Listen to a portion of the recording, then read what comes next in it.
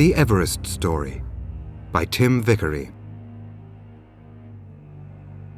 Chapter 1. The Body, 1999. A group of 5 climbers move slowly across the north face of Everest. Suddenly, one of them sees something strange on the rocks below him. Something whiter than the snow. Carefully, he climbs down towards it. Then he calls his friends on his radio. "Come down here," he says. "Look at this." Coming closer, they see it is the dead body of a climber. The wind has blown some of the clothes from the body, and the skin is clean and white, like new stone. In the icy cold, it looks like the body of a man who died a few days ago. But the bits of clothes that are still on the body are old, brown and grey, nothing like the brightly coloured clothes that modern climbers wear. The body is lying face down. Above the head, the fingers of one hand are dug into the icy ground. One leg is broken in 2 places below the knee, and the other leg is lying over it. The body looks strong and healthy, they think, like the body of a runner or dancer. The climbers photograph the body carefully. Then, very gently, they touch the dead man's clothes, the hobnail boots, the trousers and shirt made of wool. How little he was wearing, they think, on this icy cold mountain. "I walk out on the street in Seattle with more clothing than he had on," one of them says. Yet here they are, at 8,155 meters on Mount Everest, the highest mountain in the world. Who is this man?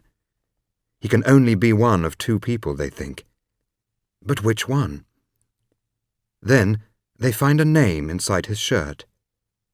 George Lee Mällory, it says. But who is George Lee Mällory? Why are these climbers so interested in him? How did he die? And what happened to him before he died? Where is his friend, Andrew Irvine? And the most important question of all, was this man, George Mällory, the first man to reach the summit of Everest? Chapter 2. Dangers. The climbers do not stay long with the body, because Mount Everest is one of the most dangerous places in the world. There are many things that make it difficult to stay alive here. The most important of these is the height. The top of Everest is 8,850 meters above sea level. As you climb up the mountain, the air becomes thinner. It has less and less oxygen. Most people live less than 900 meters above sea level, where the air is full of oxygen. Above 2,000 meters, the air is thinner, and people find it harder to breathe. At 4,000 meters, it is harder still. And at 5,000 meters, most people begin to feel ill. They get headaches, feel tired, and breathe quickly all the time, like someone who has run a long way. In 1921, when Mällory first went to Everest, no one had climbed a mountain higher than 7,500 meters, and many people did not think it was possible. "If climbers don't have enough oxygen, they'll be too tired to climb," they said. "And they won't be able to think clearly either, so they will make stupid mistakes, forget to eat and drink, or talk to people who are not there. Perhaps they'll die." But the need for oxygen is not the only problem on Everest. There is also the weather. Almost every week, there are winds of 100 or even 200 kilometers per hour. It is difficult to walk or even stand up in these winds. The wind can blow climbers off the edge of the mountain, thousands of meters to the valley below. Climbers sometimes sit in their tents for days, unable to sleep because of the noise, and afraid that the wind will blow their tents away. And then there is the cold. Temperatures on Everest often fall below -20 degrees Celsius. But the wind makes that feel much colder. But before anyone can climb Everest, they have to get there. Tibet, in China, is to the north of Everest, and Nepal is to the south. And, until 1950, Nepal refused to let any foreign climbers enter their country. So the earliest climbers, like Mэлlori and Irvin, had to get to Everest from the north, through Tibet, and that was not easy at all. Chapter 3. Through Tibet to Everest, 1921. Until the early 19th century, nobody in the West knew about Mount Everest. People in Tibet knew, of course. They called it Chomolungma, Goddess Mother of the World. And to people in Nepal, it was Sagarmatha, Goddess of the Sky. But no one in Tibet or Nepal had ever climbed the mountain. They thought that was a very strange idea, and no foreign person had ever been so far into the Himalayas. But in the 1830s, a British soldier, called George Everest, was making maps in North India. He made the first maps of the Himalayas, and measured the height of some of the mountains. But Everest finished his work in 1843, and he never saw Chomolungma. The first British man to see the mountain was Everest's friend, Andrew Waugh. In 1852, Radhanath Sikdar, who worked for Waugh, said he had discovered the highest mountain in the world. It was measured carefully many times. Then, in 1856, Waugh said that this was the highest mountain in the world. He gave it the name of his old friend, George Everest, in 1865. But very few British people were able to enter Tibet or Nepal at that time. So it was not until 1921 that the first British expedition went to see if it was possible to climb the mountain. There were 9 British climbers on this expedition, and one of them was George Mällory. To get to Everest, the climbers had to walk 500 kilometers through Tibet. Their Tibetan porters carried everything they needed: food, tents, clothes, cameras, and climbing equipment. It was a long, difficult journey, which took a month. They were always climbing, at first through river valleys with tall trees, colourful flowers and birds, then onto a wide stony place where nothing grew. There was no sound except the wind, and all the time the air was becoming thinner. The climbers walked past Tibetan villages, high up on the sides of mountains, and came to Rongbuk, the highest monastery in the world, 4,800 meters above sea level. The monks in the monastery looked at the visitors in surprise, wondering why they wanted to climb the dangerous mountain. The climbers decided that the best way to get onto the mountain was to go up the East Rongbuk Glacier. From there, they planned to climb to the North Col, a small, flat place on the north ridge of Everest. By this time, it was late in the year, and the winds were getting stronger. They had not planned to get to the summit this year, but only to look for a way up. But on the 23rd of September, 1921, Mällory, with 2 other climbers and 3 porters, climbed up the steep ice wall of the East Rongbuk Glacier. When they reached the snow ridge of the North Col the next day, they could see the summit, 1,800 meters above them. But at 7,000 meters, it was difficult to breathe, and they moved slowly, and they could hardly stand up in the strong, icy winds. They would have to go down and come back next year. Chapter 4. The First Attempt, 1922. In 1922, a larger expedition returned. They brought oxygen with them this time, but the equipment was very heavy, and it did not always work. Many of the climbers wanted to climb the mountain on their own, if possible without help. So climbing with oxygen was not popular with most of the climbers. 4 climbers set out on the first summit attempt: Mэлlori, Morshead, Norton, and Sommervell. With 5 porters, they left Camp 4 on the North Col at 7 a.m. There was a terrible cold wind, and the climbers moved slowly, cutting steps in the snow for the porters behind them. They hoped to reach 8,230 meters that day. But at 7,620 meters, they were too cold and tired to go on. They found a place for Camp 5, and the porters left their loads here and went back down. The 4 men crawled into their 2 small tents to rest. But all night there was a high wind, and it was difficult to breathe or sleep. To get water to drink, they had to melt snow over a small cooker, which took a long time. Next morning, Morshead was ill, so Mэлlori, Norton, and Sommervell set out at 8 a.m., leaving Morshead alone in the tent. They moved slowly, stopping after every few steps to rest and breathe. As they climbed, their hobnail boots slipped dangerously on the stones and rocks.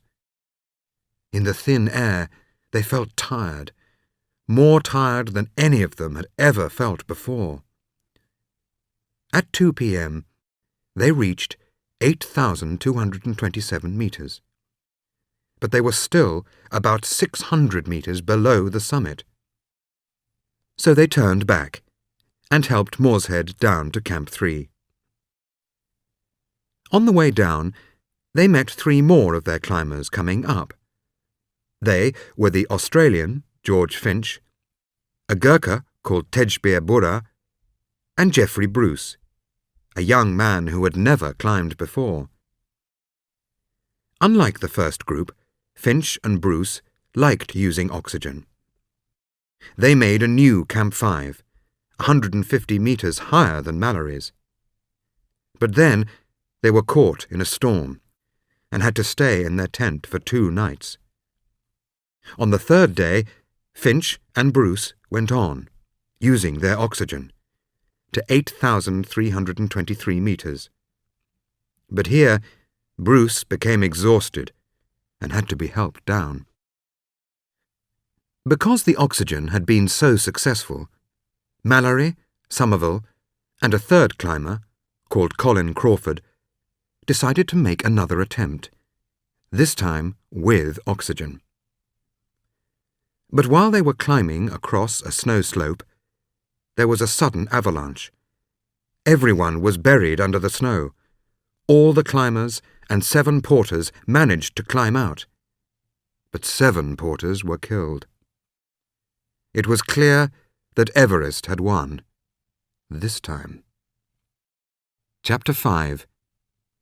Saving the Porters, 1924. The British climbers returned in April 1924. This time they planned to succeed. Edward Norton was the chief climber in the group of 12 men, and they had 150 Tibetan porters, both men and women, to help them. From base camp, the porters carried equipment up to Camps 1 and 2 on the Rongbuk and East Rongbuk glaciers. One woman carried her 2-year-old child on top of an 18-kilogram load from 5,300 meters to 6,000 meters. Then she carried her child back down and offered to go up again. The next part was harder.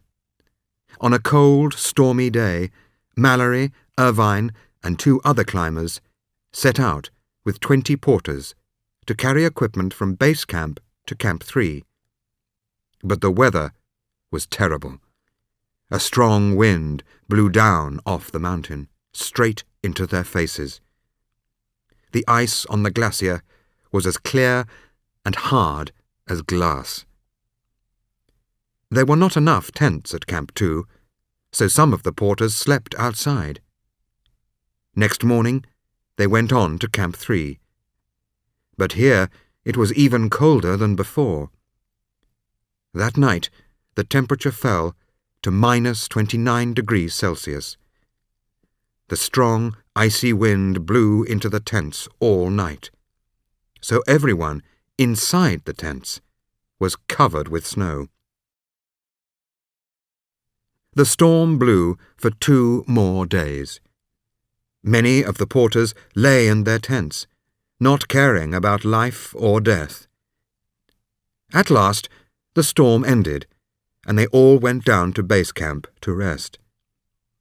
3 men were seriously ill. Another had bad frostbite on both feet. The porters were unhappy and afraid. "The mountain is angry," they said. "It will kill us." So, on the 15th of May, all the climbers and porters went down the valley to the Rongbuk Monastery, where the chief monk said prayers for them. Next day, the wind had gone, and the sky was clear and blue. The climbers returned to Camp 3. Then they started to climb up the steep ice wall to the North Col, to make Camp 4. And, once again, things went wrong. The ice was covered with new snow after the storm. There were many crevasses, deep holes in the ice, which were difficult to see under the snow. This was the place where 7 porters had died in 1922. This time 4 people set out: Mэлlori, Nортон, Odell, and Lapkat Tsering. They climbed carefully, cutting steps in the snow. They crossed several deep crevasses. Then, just below the North Col, they came to a steep slope about 100 meters high. It was a dangerous place. The slope was covered with new, soft snow. At the foot of the slope was a wall of ice, falling hundreds of meters to the valley below. Mэлlori climbed slowly up the slope, while Nортон and Odell held him from below on a rope. After half an hour, they reached the top and found a place for Camp 4. But all the climbers were tired. On the way down, the snow suddenly collapsed under Mallori's feet, and he fell into a crevasse. Only his ice axe, across the top of the crevasse, saved him. No one had seen him fall. He looked up at the sky, then down into the deep blue hole below him. One mistake here could mean death. Very slowly and carefully, he pulled his tired body up the ice wall and out onto the snow. When the climbers got back to Camp 3, they were all exhausted. Their heads ached, and they coughed all night in the thin, cold air.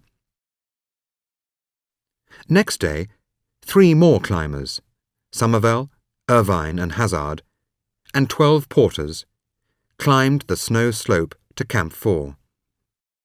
Sommervell and Irvin came down, leaving Hazard behind with the porters. That night it snowed heavily, and the temperature fell to -31 degrees Celsius. The exhausted porters shivered in their tents. All next day, Nортон, in Camp 3, waited for them to come down. At last he saw them coming, black dots on the snow. But only 8 porters and Hazard arrived at Camp 3.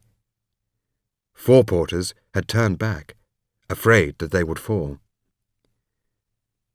So now 4 porters were alone at Camp 4, and more snow was falling, making the steep slope more dangerous than ever.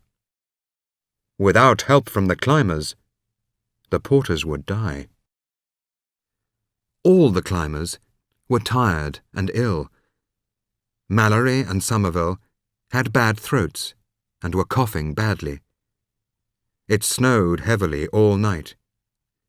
But next morning, Nорton, Mällory, and Sommervell climbed slowly up towards Camp 4. It was difficult, dangerous work. They reached the snow slope and called out to the porters above them in words like these. "Are you alive?" the climbers asked. "Can you walk?" "Yes, sir," a porter answered. "But we're afraid. It's too dangerous. If we slip, we'll fall and die." "If you stay there, you'll die of cold," Nорton said. "Wait there. We're coming to get you." Very carefully, Sommervell climbed across the steep slope towards the 4 porters. He had a rope round his waist. Mällory and Nорton held the rope from below to keep Sommervell safe. But when he was 5 meters away from the porters, Sommervell reached the end of the rope. "What do I do now?" he thought. "We have no more rope, and it will soon be dark." "Come across," he called out to the porters. "It's not far. Carefully, one at a time."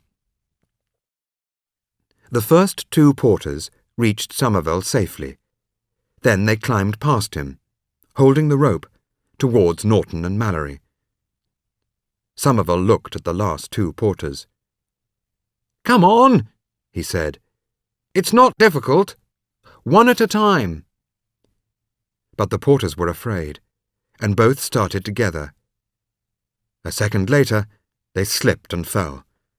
They slid past Sommervell down the slope, towards the valley, thousands of meters below. But then, a few meters from the edge of the slope, they stopped. "Don't move," Sommervell said. "Just wait for me." He drove his ice axe deep into the snow. He untied the rope from his waist and passed it round the head of the ice axe.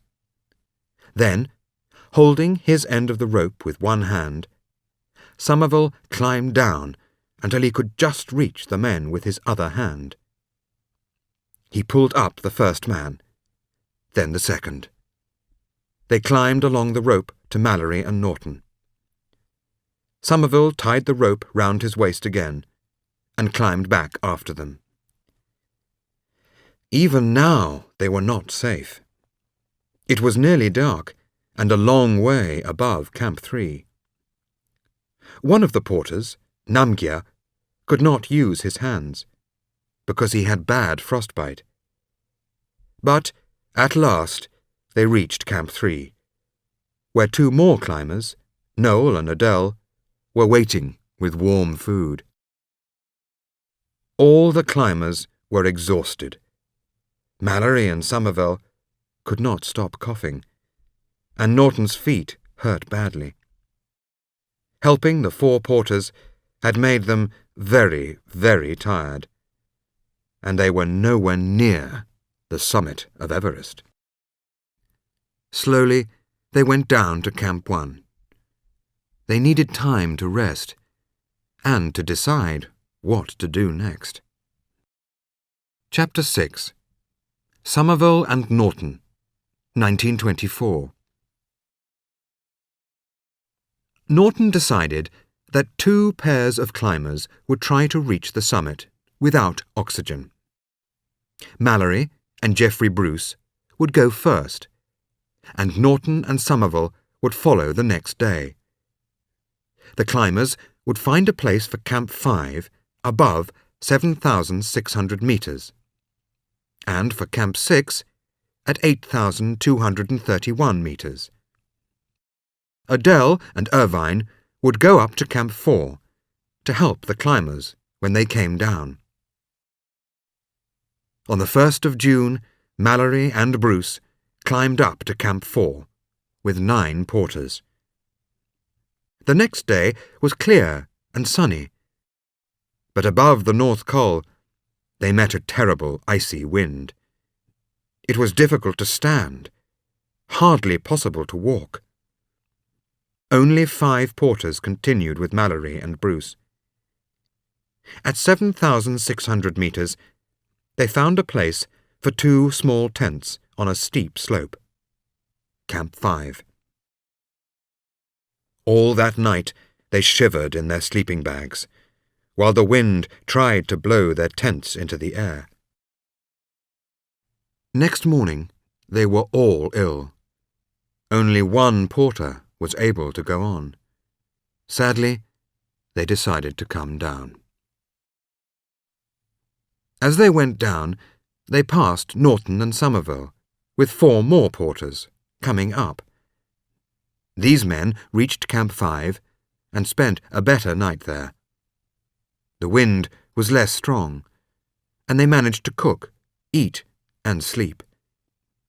It was very, very cold, and in the thin air, with no oxygen, it was difficult to move. But next morning, 3 porters, Napbu Yishe, Lapka Chedi, and Semchumbi, were ready to go on.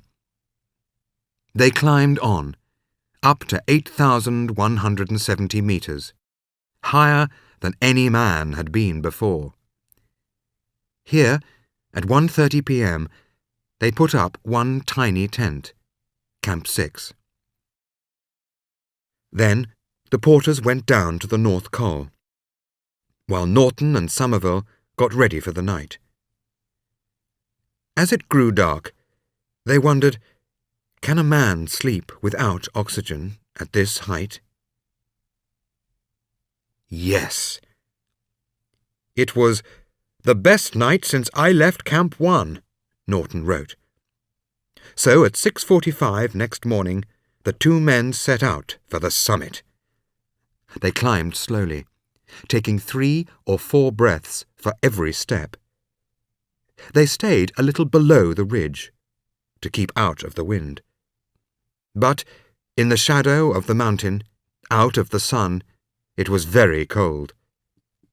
Norton shivered all the time, and he was having trouble with his eyes. Sommerville coughed a lot, and his bad throat made it difficult to breathe. By midday, they were at 8,536 metres. The view was wonderful. They were above the clouds, with a sea of mountains below them. But Sommerville was exhausted. His throat was worse. He could hardly breathe. So Norton went on alone. He was moving more and more slowly, on a steep slope, like the roof of a house. There were large stones and soft snow under his feet. It was easy to fall. And below him, 2,743 metres straight down, in the thin, clear air, was the East Rongbuk Glacier and Camp 3. He looked up. He was about 275 metres below the summit. But they were vertical metres. Metres measured up the mountain, not along it. But he was tired and moving very slowly, and his eyes were getting worse. Sometimes he saw 2 ice axes in his hand, not 1. He knew that it was possible. He could get to the summit, but he could not get back. Norton was nearer the summit than any man before him. But at 8,575 meters, he decided to turn back towards Sommerville. It was the right thing to do. Halfway down to Camp 5, Sommerville stopped. There was something in his throat. For nearly a minute he could not breathe at all. Then he coughed up a ball of blood and could breathe again. When they reached Camp 4, Norton could not see at all. Chapter 7. Mällory and Irvine, 1924. But, to Norton's surprise, there were two more climbers at Camp 4, Mällory and Irvine. Mällory had decided to try again, with oxygen this time. Irvine was young, and he had not climbed many mountains. But he understood the oxygen equipment better than anyone. So Mällory decided to climb with him. On the 6th of June, they set out for Camp 5. 8 porters carried food and oxygen. Next day, they went on to Camp 6 with 4 porters. There, Mällory sent them back down with a note to Noel, who was filming the expedition. Dear Noel, we'll probably start early tomorrow, 8th, in order to have clear weather. It won't be too early to start looking out for us, either crossing the rock band under the pyramid or going up Skyline at 8 p.m. Yours ever, G. Mällory. Behind them, Adele climbed up to Camp 5, with food to help them when they came down. Mällory left a note for him too, asking him to wait at Camp 4 the next evening. The weather was fine, he said, but the oxygen was very heavy to carry. Adele was climbing alone, without oxygen. He spent the night at Camp 5, and then climbed up towards Camp 6. At 7,900 meters, he found some very old rocks. Studying rocks was Adele's job, and the rocks that he found showed him that Everest had once been under the sea. At 12:50 p.m., the clouds cleared above him, and he could see the summit ridge of Everest. High on the ridge, he saw 2 tiny black dots moving on the snow. They climbed quickly to the top of a rock step near the summit. Then the clouds came back and they disappeared. It was Mällory and Irvine, climbing strongly towards the summit. But Adele thought they were a little late. Was there enough time for them to get to the summit and then down to Camp 6 that night? He climbed up to Camp 6 and left some food for them in the tent. Then he climbed higher towards the summit, calling out for them, but no one answered. He wondered what to do. He wanted to stay, but the tiny tent at Camp 6 was too small for 3 men. So, at 4:30 p.m., he went down. By 7 p.m., he was in Camp 4. The next day was the 9th of June. Adele was worried. When he looked up the mountain, he could see the tents of Camps 5 and 6, but nothing and nobody was moving. So Adele, with 2 porters, climbed up again to Camp 5. There was a strong wind all night. The porters shivered in their tent. And next morning they refused to move. So Adele went on alone, up to Camp 6. But no one was there. The tent was closed. The food was still there. Mällory and Irvine had disappeared. For 2 hours O'Dell climbed on, above Camp 6, towards the summit. What was he thinking? Mällory and Irvine were probably dead. But perhaps, just perhaps, one of them was still alive, badly injured up there. Perhaps he could see something, or find something, and return with some answers. But he saw nothing, and found no bodies. Sadly, he turned back. At Camp 6, he went into the tent and pulled out 2 black sleeping bags. He put them on the snow in the shape of a T. It was a message to the others, far below, that Mällory and Irvine were dead. But what happened to them? Did they reach the summit before they died? Or did they turn back, like Norton and Sommervell? No one knows. When O'Dell last saw them, it was already 12:50 in the afternoon. But they were moving quickly, he said. So perhaps they went on to the summit, and then were too tired to find Camp 6 before dark. Perhaps, in the darkness, one of them fell, and the other died trying to help him. Perhaps they both fell together. Or, perhaps, with no more oxygen, they were just too cold and tired to move any more, and lay down in the snow to sleep.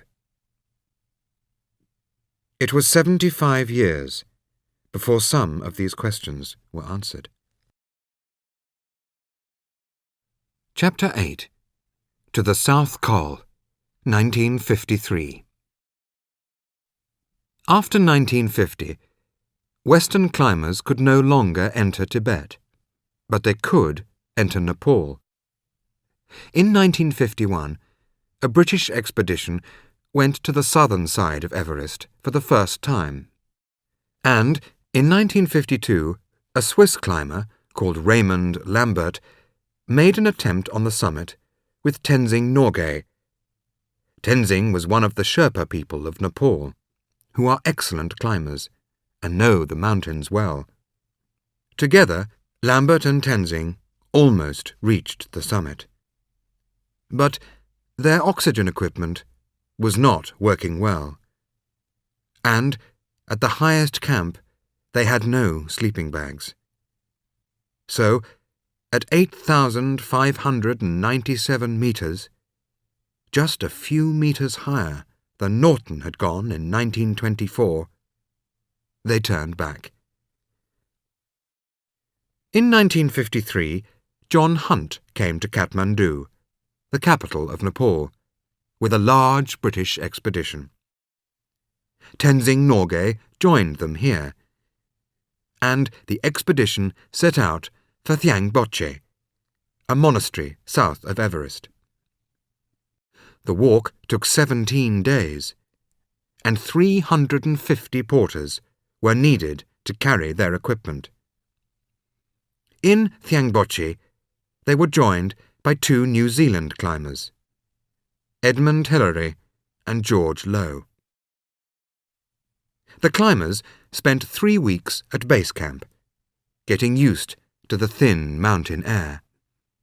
They climbed smaller mountains of about 6,000 meters, learning to use the oxygen equipment. John Hunt thought that Tenzing Norgay was stronger than anyone. Their first problem was to find a way up the Khumbu icefall onto the Khumbu Glacier. The Khumbu Glacier is a slow-moving river of ice, and the Khumbu icefall is a large wall of broken ice. This icefall is over 300 meters high, 6 times higher than Niagara Falls, and the ice in it moves very slowly all the time. There are pieces of ice as big as houses, which could fall on the climbers' heads at any moment. There are avalanches of ice that could kill a man in a second. Terrible crevasses go hundreds of meters down into the blue-green darkness under the climbers' feet. Sometimes the climbers heard ice moving far below them. The climbers and Sherpas carried loads of over 18 kilograms up this difficult route.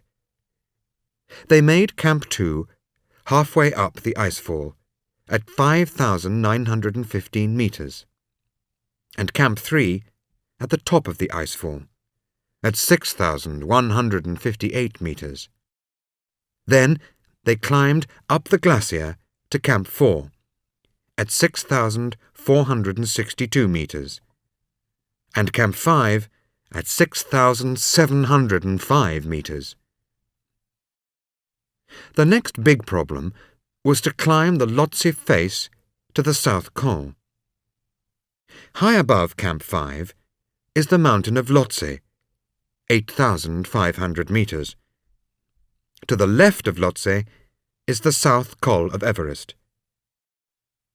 The first 600 meters of the Lhotse face is a steep slope of ice, the Lhotse Glacier. This ice is very difficult to climb, with many ice walls and deep crevasses. For 11 long days, the New Zealander George Low and the Sherpa Anulu fought their way up this wall of ice. All the way, they cut steps in the ice and fixed ropes for the others to follow them. They made Camp 6 at 7,010 meters, and Camp 7 at 7,315 meters. Then they began to climb to the left, across a wide snow slope, towards the South Col. But the weather was terrible, and they were very tired. High winds blew down on them from the South Col. After 12 days of this, George Low was exhausted. But on the 21st of May, Anulu and Wilfred Noyce finally managed to cross the difficult snow slope and reach the South Col at 7,925 meters.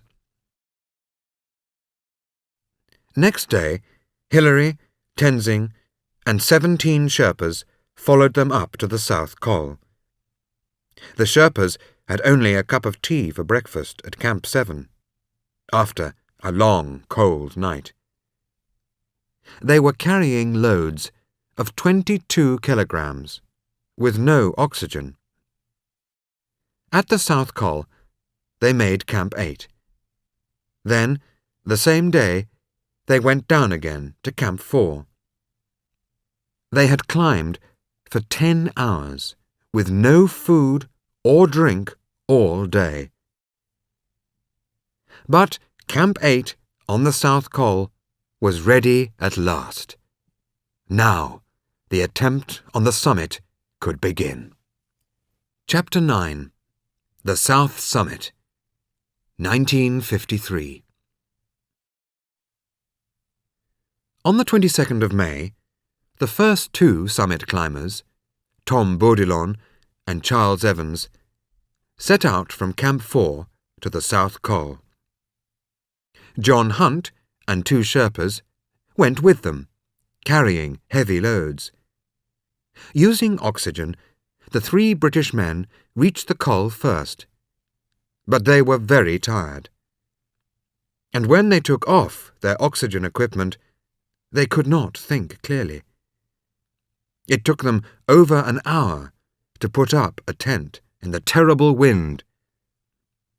When the Sherpas arrived, they collapsed in the tent and could not move. They rested for a day. Then John Hunt and the Sherpa de Namgyal set out to climb higher. They both had oxygen and were carrying about 20 kilograms. They moved very slowly, and Bourdillon and Evans soon came past them. Hunt and Namgyal both had problems with their oxygen. Sometimes ice stopped it working, and it was very difficult to breathe.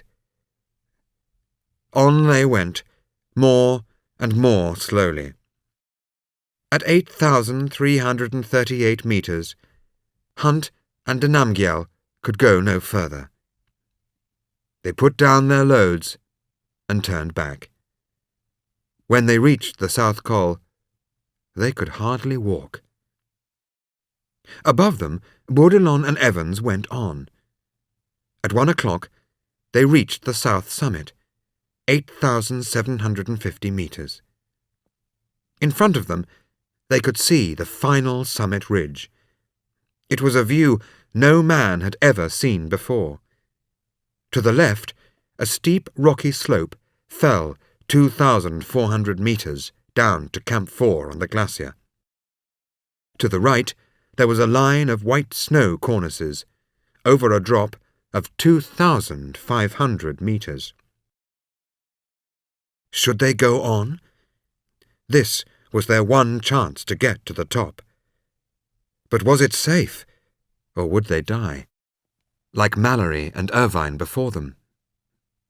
They stood and looked and thought.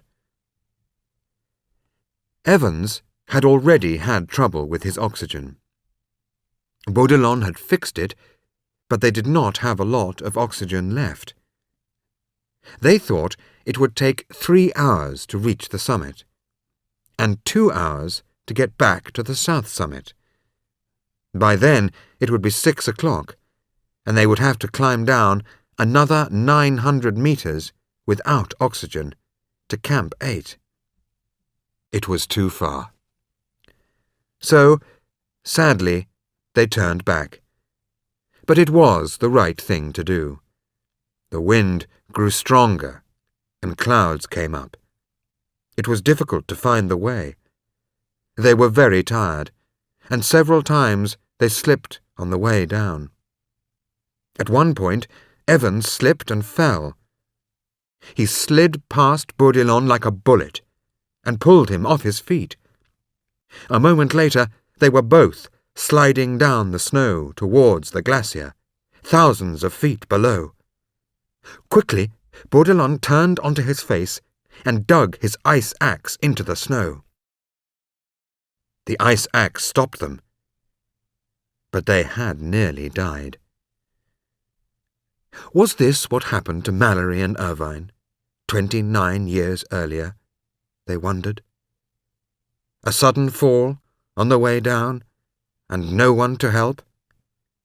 It could happen so easily.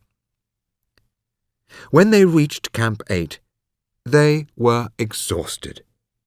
Their faces were covered with ice, and they could hardly walk. "They look like strangers from another planet," John Hunt said. But they had climbed higher than any man before them. Chapter 10. On Top of the World, 1953. Hillary and Tenzing were already at Camp 8, together with John Hunt, de Namgyal, and Ang Temba. Gregory and Lowe were there too, with 3 more Sherpas. But the weather was bad. A terrible wind blew straight across the South Col, and the temperature fell to -25 degrees Celsius. Hillary said that it was one of the worst nights he had ever lived through. No one could sleep. They sat shivering in their tents, hoping that the wind would not blow them away. Bourdillon and Evans were exhausted. 3 of the Sherpas were ill, and Hunt, like Ang Temba and de Namgyal, had now spent 3 nights at 7,925 meters. Next day, it was difficult for Bourdillon to walk, so Evans, John Hunt, and de Namgyal helped him and Ang Temba down to Camp 7. Gregory, Lowe, and 3 Sherpas spent another night at Camp 8, with Hillary and Tenzing. On the morning of the 28th of May, the wind began to fall. Hillary and Tenzing got ready to set out. Gregory and Lowe's job was to start first and make Camp 9, somewhere below the south summit. But 2 of their 3 Sherpas were ill, so Lowe, Gregory, and Ang Nyima carried everything between them. With their oxygen, they carried about 18 kilograms each. Hillary and Tenzing followed at 10 a.m., carrying about 22 kilograms each. Then, at 8,338 meters, they found the loads which Hunt and Namgyal had left, and picked them up too. Now they were carrying 27 kilograms each. At 2:30 p.m., they found a small place for Camp 9, at 8,506 meters. Gregory, Lowe, and Ang Nyima dropped their loads and went down. Hillary and Tenzing put up their tent and crawled inside. The wind was very strong, and they were afraid the tent would blow away.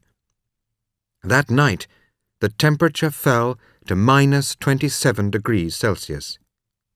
But by 4 a.m., the wind had stopped, and the sky cleared.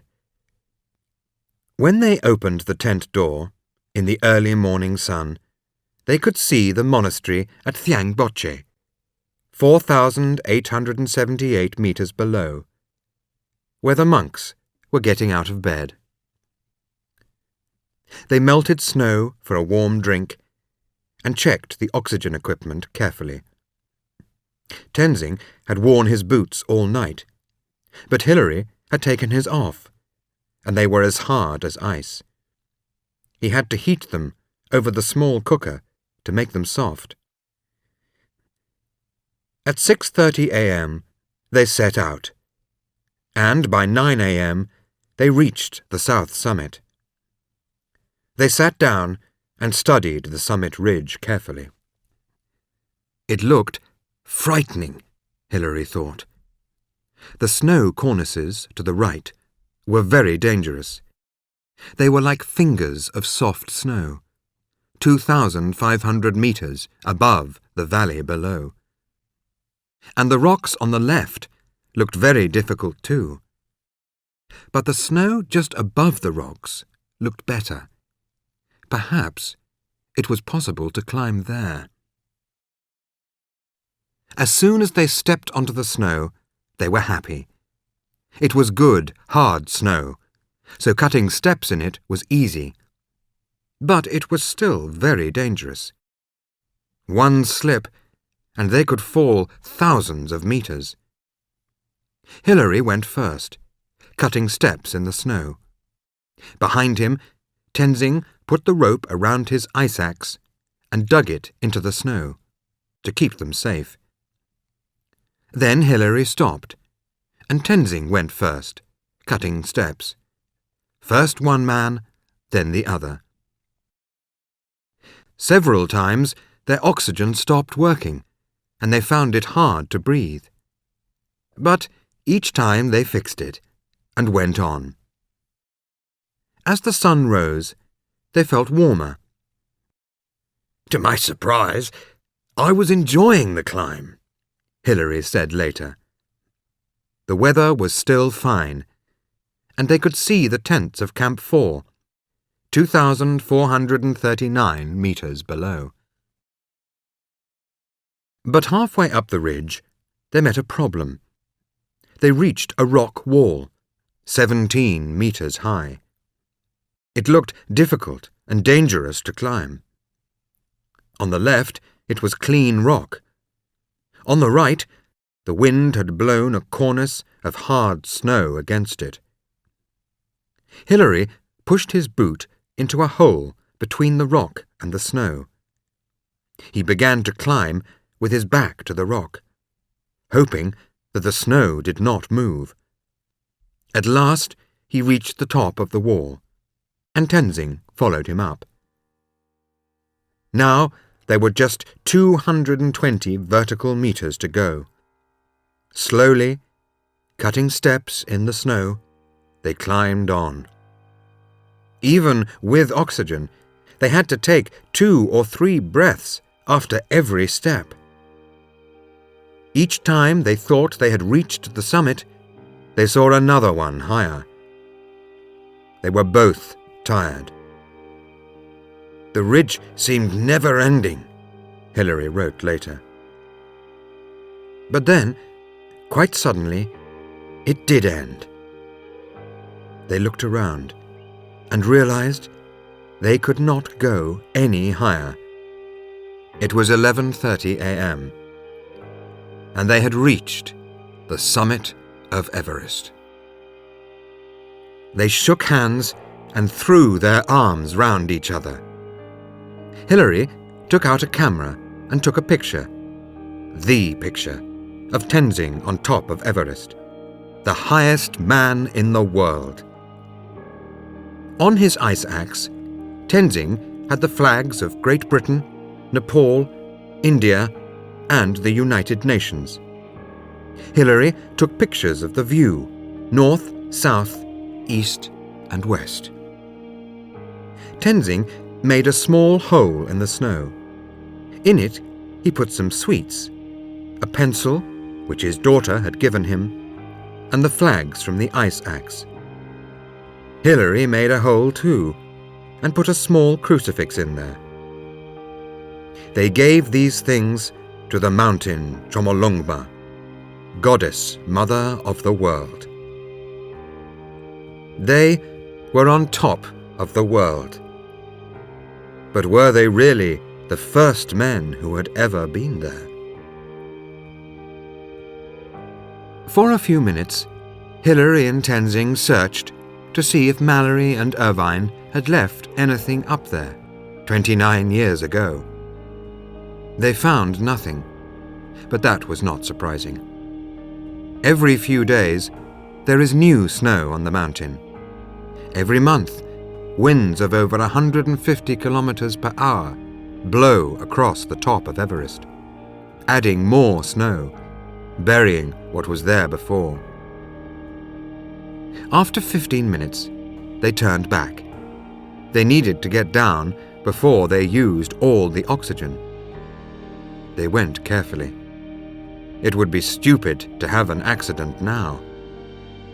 An hour later, they were at the south summit. By evening, they were with George Low at the South Col. Next day, they were down at Camp 4. Only 2 men had reached the summit. One from New Zealand, one from Nepal. But everyone in the expedition was happy.